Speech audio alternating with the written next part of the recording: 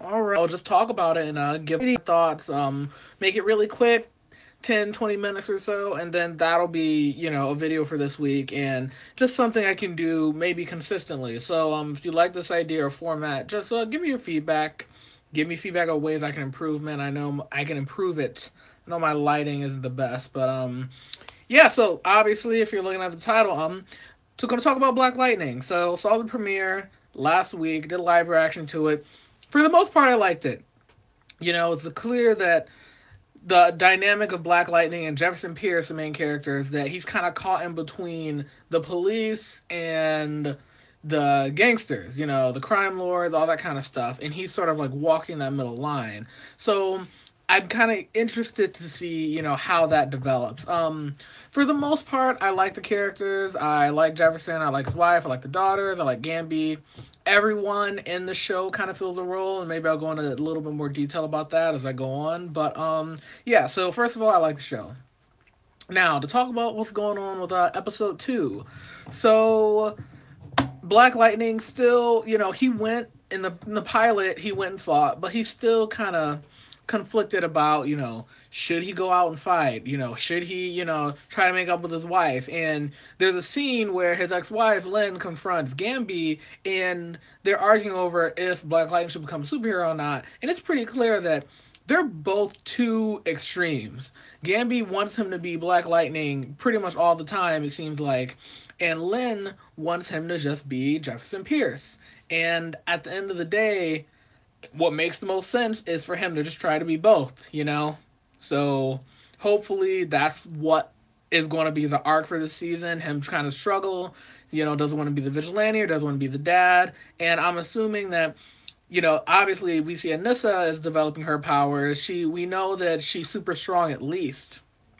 So him having a daughter, him having Anissa as a sidekick will probably help with that issue. It almost feels like we're gonna get like an Incredibles kind of thing going on with this show, which I think is interesting. But yeah, so this episode was good. We're starting to learn more about the world and the characters. Lala's Lala's cousin that kidnapped Lala's cousin that kidnapped what youngest daughter, I think his name was Jennifer, in the first episode. Yeah, he died. So Lala killed his cousin. A lot of people on Twitter were like, "Damn, dude, this guy just killed his own cousin." So that was a nice scene. You can just tell this show's on a different. It's just following a different beat than a lot of the other CW shows. So that is something that. So I'm trying to think here. Yeah, you can tell following you can tell that this show's just a lot grittier, a lot faster, a lot to the point than a lot of CW shows. And I hate to say it, watching the show back to back to Flash, and maybe I'll start talking about Flash as well, but watching the show back to back to Flash, like it is so jarring because the Flash, especially this week, was so goofy and silly. And like I don't mind silly shows. Like silly shows are fine. But watching Black Lightning after the Flash is just like mood whiplash. You're like, whoa, where am I? It's like going from watching Barney to watching, Saw or something like that. You're like, it's crazy. So, yeah, it's kind of weird that, Flash has been super silly this season, and Black Lightning, they're just killing folks left and right. So, by the end of this episode, Lala kills his own cousin. Then he kills this mother who is. See, the thing, I'm assuming, I guess Lala's like base of operations, like that motel. Apparently, they're kidnapping these girls, and the mother of one of these girls wants her daughter back. Cops ain't doing anything. Jefferson can't really do anything yet. I think he was thinking about it, but he didn't. He didn't do anything quick enough. And so she's recording the event, and she confronts Lala and his gang pretty much on her own, and he just kills her. And I think a lot of people weren't expecting that because if this was Arrow, even Arrow, if this was Arrow or the Flash, she would have been kidnapped and then Black Lightning would have saved her again, just like he saved his daughter in the last episode. But no, dude, Lala shoots her immediately. She is dead. But you notice she is recording with her phone, and that does become a plot point later on, which I liked. It at least gave like her death a bit of a purpose. So, yeah, that happens. You know, Black Lightning, after he hears about Lawanda, the woman's death, he's really pissed, and he goes into this hotel. And I love how the kind of the older people in the community, they know Black Lightning, they respect Black Lightning. You know, he walks into the hotel, the guy in the front is just like, oh, Black Lightning, my man. He's like, what floor is Lala on? Oh, floor, 17. So I really like that influence that like he's known by the community and he's kind of a protector. He's a local celebrity. So that was really, really cool and interesting. And he beats up Lala. Cops show up. I was curious to see what they're gonna do because it was a typical, cops roll up on the vigilante at the worst time. But Black Lightning jumps out of the window. They don't really show how he escapes. Like, how does he land to the ground? Does he like slide down the side of the building? Can he like use his suit and his powers to like create a landing for himself? I'm not sure, but there's one person watching. Yeah, so I'm talking about Black Lightning and how did he escape from the hotel? Like he jumped out and we never really saw how he got out. So that was strange. But at the end, Lala is arrested because the woman who he killed recorded him.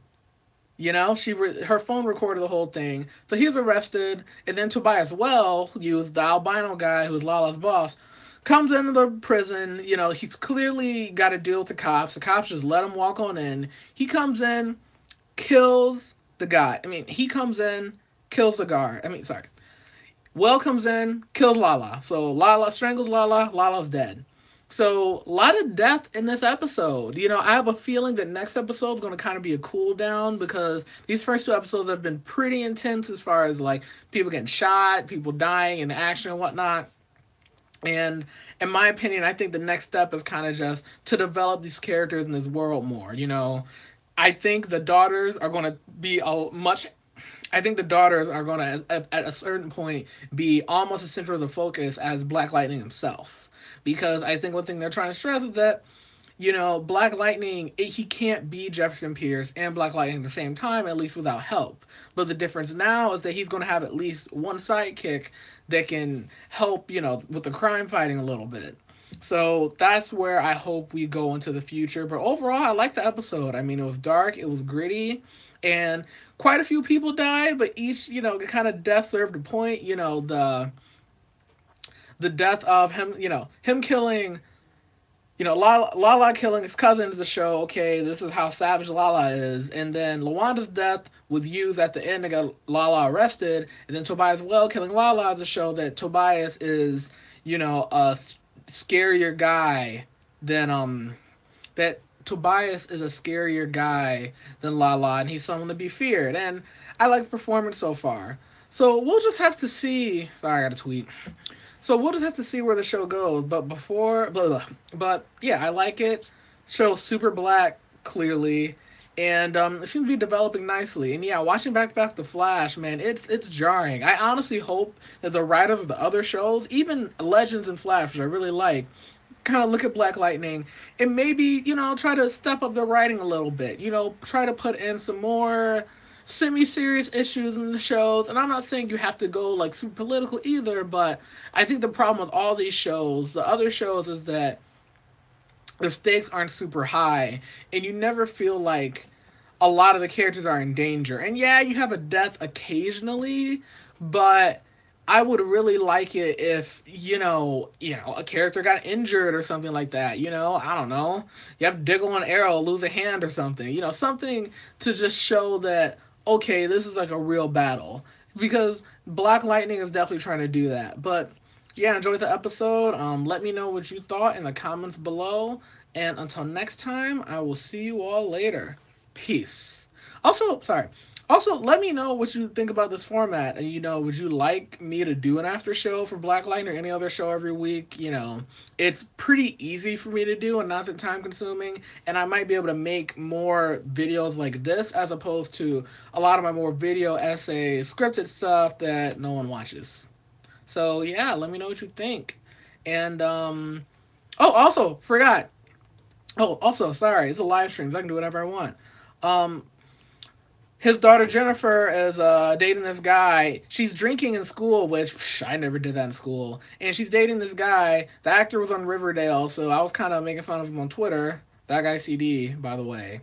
And yeah, he seems like a decent dude. But, I have a feeling that relationship, either the daughter's going to ruin it or he's going to turn and do something. Because clearly that's just like setting up for something going down the road. Because, there wasn't like a subplot with the daughter and her new boyfriend, really. So, the youngest daughter, Jennifer, I believe. So, yeah, and that's pretty much what was going on this episode. So, yeah, let me know what you thought, and I will catch you all later. Peace.